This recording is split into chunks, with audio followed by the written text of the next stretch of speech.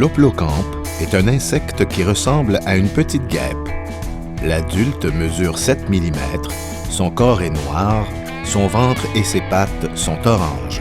Sa tête est de la même couleur avec une tache noire centrale et ses 4 ailes sont transparentes et fortement nervurées. L'insecte hiberne dans le sol sous forme de pupe. Les premiers adultes apparaissent au stade du bouton rose et la population atteint son pic à la floraison. Les œufs ovales et translucides sont pondus à la base du réceptacle des fleurs et éclosent au stade calice.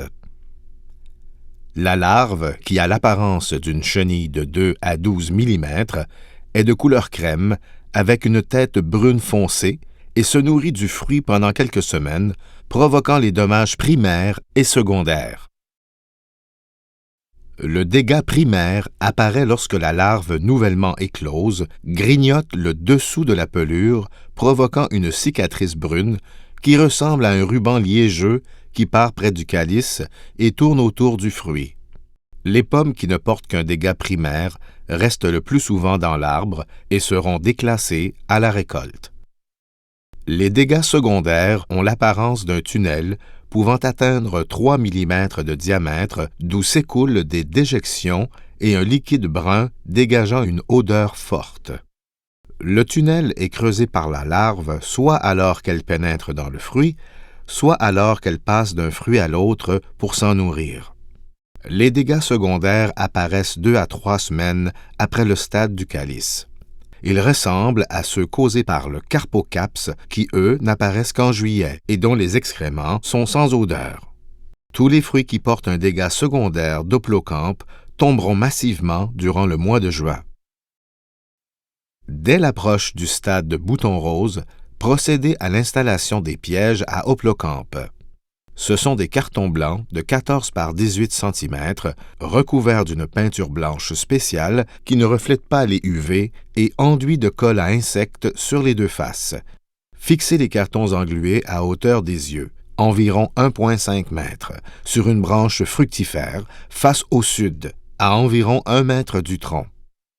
Installez un piège par section de 2 hectares de verger, un minimum de 4 par verger, de préférence dans les variétés hâtives entre le 1er et le 4e rang, sinon dans la 2e rangée du pourtour du verger. Tout comme pour le dépistage des punaises ternes, assurez-vous que les bourgeons à fruits soient nombreux dans le voisinage du piège, mais enlevez ceux à moins de 15 cm. Faire le relevé, décompte et nettoyage des pièges 1 à 2 fois semaine jusqu'à la période de retrait des pièges à la nouaison. Examinez les 2 côtés du piège pour bien identifier les débris et les espèces dissemblables par leur couleur, leur grosseur et leur forme.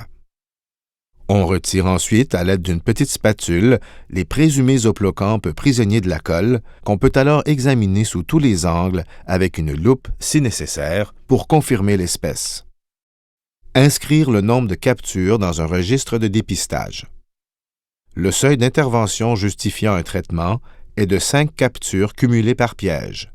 Il peut arriver que le seuil d'intervention soit atteint durant la floraison alors que les traitements insecticides sont interdits. Il faut à ce moment viser les larves et chercher à les atteindre avant qu'elles ne commencent à gruger la pelure des pommes dès leur sortie des œufs.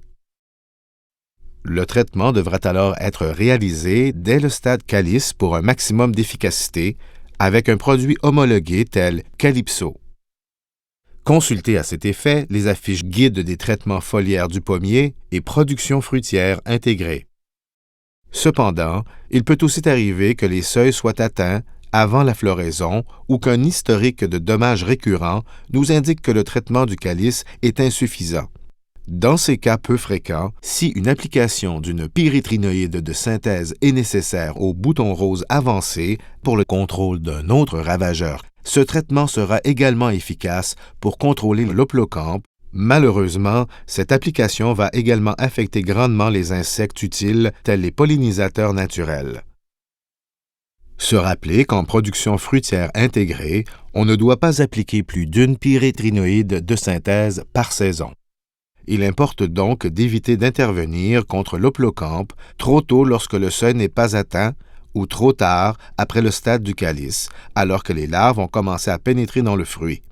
Pour réduire les risques d'infestation d'hoplocampe, mais aussi de charançon, de carpocaps et de mouches de la pomme, il est conseillé de couper tous les pommiers abandonnés, pommetiers, cerisiers sauvages et aubépines à proximité du verger.